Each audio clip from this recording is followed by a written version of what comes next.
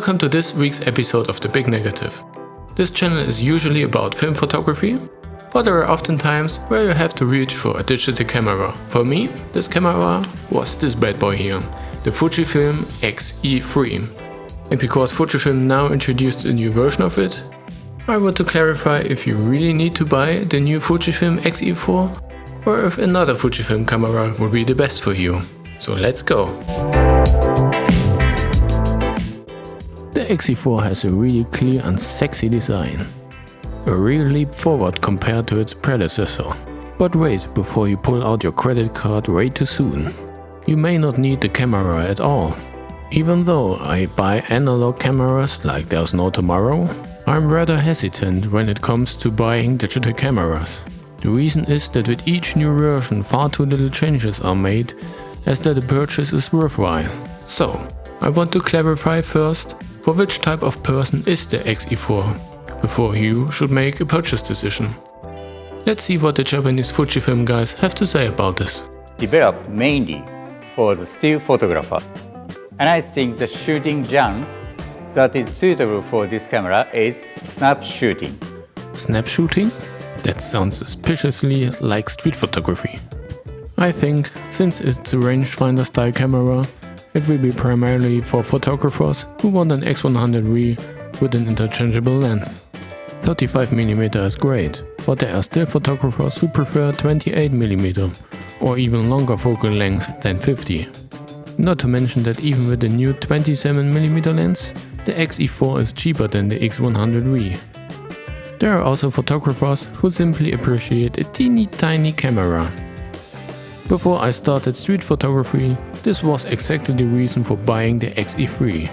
The X-E4 is a good family camera that can be taken everywhere and rarely misses a shot because of the improved face tracking. Last but not least, it's good for beginners who can better understand how photography works because of the many buttons and dials. It's simply more intuitive and logical than competitors like Sony or Canon. Hybrid shooters should rather look at another cameras, like the XS10, but I'll come to that later. So far so good. Do I now scrape together my savings and buy me an X-E4? No. Why, you might ask?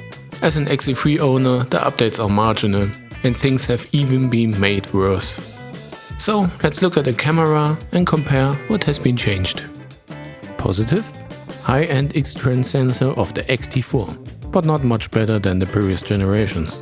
Flip screen is also on the X-T30. Better face recognition, but it's not relevant for street photography, for example.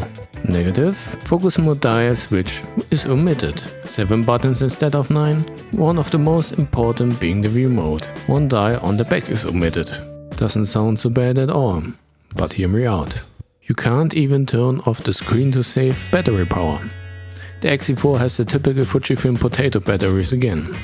Apart from that, you have to turn off the sensor from time to time, because it sometimes goes crazy due to objects near the camera or your fingers. So you have to go into the menu very often to change even basic things like focus mode. However, if you're not coming from another Fujifilm camera, this probably wouldn't bother you as much as it does me. So if you do a lot of street photography, save your money and get an X-E3 instead. For all others, especially hybrid shooters, I have a very good alternative, the Fujifilm XS10. If you are filming, then you have to do the following things to switch the movie mode on an X-E4.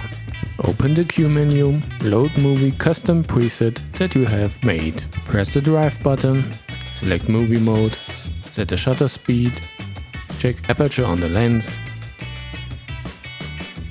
check exposure compensation dial, change white balance. The same thing on the XS10. Switch the top dial to movie. All settings you have made were saved. Yeah, that's really all you have to do. For this reason alone, I rather bought the XS10. Apart from the fact that you get a great IBIS. Summary. If you don't own a Fujifilm camera yet, and you're looking for a super reliable, everyday companion, you can definitely buy the Fujifilm X-E4. If you want an X-E4 for street photography, consider if you need a flip-out screen. Otherwise, an X-E3 will do it for cheap. If you need weather sealing, then go for an X100V. If you do a lot of filming, go for the XS10 and totally forget about the X-E4. I hope I could help with your decision. If you decided for the X-E4, please take a look at Samurai Streetlife's video. He has made a great preview of it. If you found this video helpful, then please give it a like. If you don't want to miss the next episode, then consider to subscribe.